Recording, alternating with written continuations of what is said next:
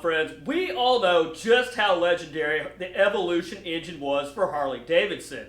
But the other part of that that makes it even more legendary was pairing it with the iconic Softail frame for the very first time.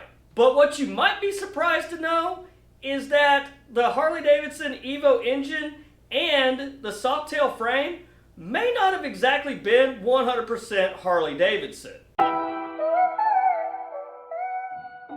Now, Harley-Davidson caught a lot of flack over the Vrod engine because it was so far off the path of what Harley-Davidson normally is. Yes, it was built and designed by Porsche, but Harley-Davidson did send a team of engineers over there to be involved with the design and the build of that new motor. But even then, since the Vrod was such a far departure from what a Harley-Davidson engine is, what we normally think it is the fact that a lot of people really don't consider the Vrod a true Harley-Davidson motorcycle.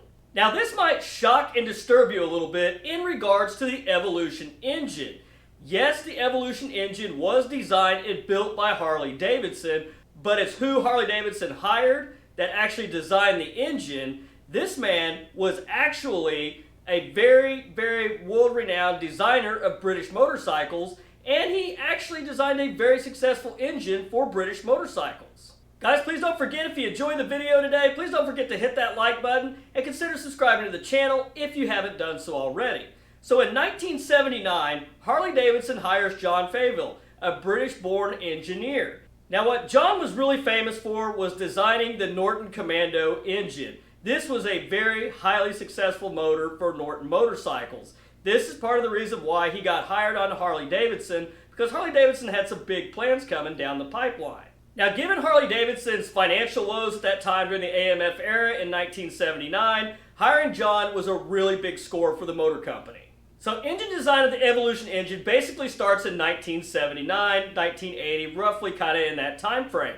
Now, what took so long to get the Evolution engine to market was just the fact that Harley-Davidson had a lot riding on this. As you all know, during the AMF era, Harley-Davidson really was not known for their reliability whatsoever.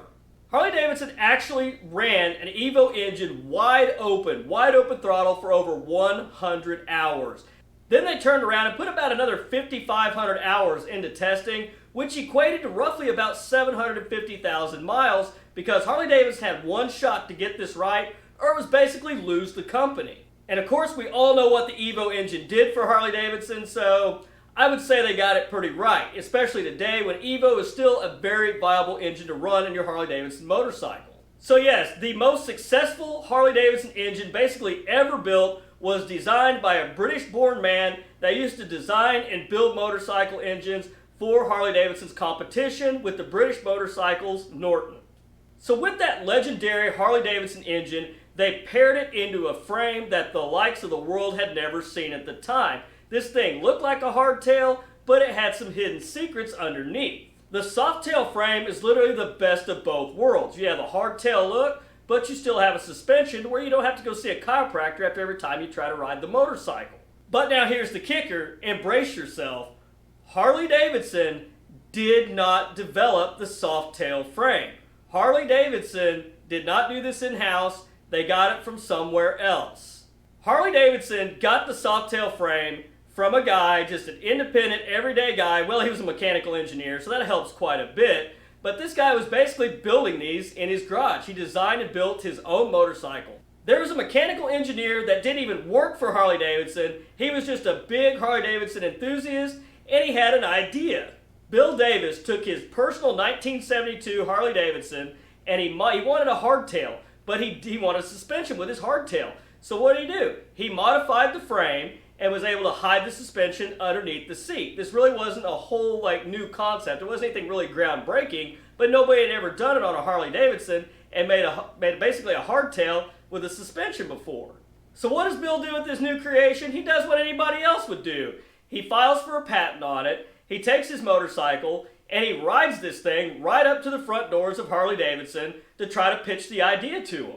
And you can probably guess what happened. Harley-Davidson said that's neat, that's cool, but they basically shot down the idea. Shocker, right? Bill Davis knew what he had, so he took his bike back, revised his design, took on a business partner, and opened up Roadworks. And yes, business was really, really good for many, many years for him. Well, guess who got wind of this and the success he was having with it? Of course, Harley-Davidson came knocking. Not surprisingly, as you may have guessed, Harley-Davidson really didn't want to pay out for all of his designs and everything that Bill had. So basically what Bill did, he turned them down, he held out a little bit, and then Harley-Davidson came back with the checkbook out. They basically bought all his patents, all his prototypes, they bought all the rights to that frame, that design, everything. Bill retires a very happy, rich man, and as you guessed it, Harley-Davidson took all of that, made a little slight modification to the frame to where they could fit the Evo engine in it, but other than that little slight modification to make the Evo fit in the frame, it's pretty much Bill's original design from all those years ago, with, some slight improvements here and there.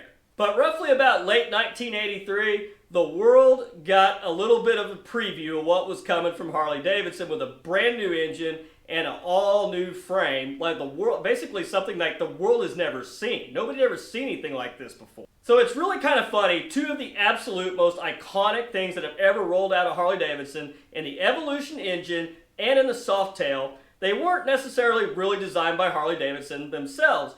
The Evolution engine was designed by a British engineer, and the Softail frame absolutely had nothing to do with Harley-Davidson. It was designed by an independent mechanical engineer that was just a big Harley-Davidson enthusiast with an idea and a dream.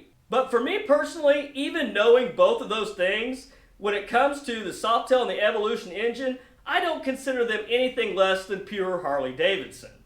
Now I know there's going to be a lot of people out there that will never consider the Vrod a true Harley-Davidson, even though, yes, it was designed by Porsche, but Harley-Davidson had a very heavy hand in the involvement in it. And honestly, that was the right move on Harley-Davidson's part, to step outside the box and reach out to people that knew what they were doing, rather than try to do it in-house. Now, the Evolution engine, that was designed in-house at Harley-Davidson by a Harley-Davidson employee, and arguably, probably one of the best engine designers that was around at that time, given the success that Norton had with the Commando engines. But honestly, the Softail frame, the story of the Softail frame, that could not have a cooler backstory. To get this basically from some mechanical engineer that pretty much built it in his garage, built the jigs, did everything on his own, and not to mention he was a big Harley-Davidson enthusiast, even though he never directly worked for them.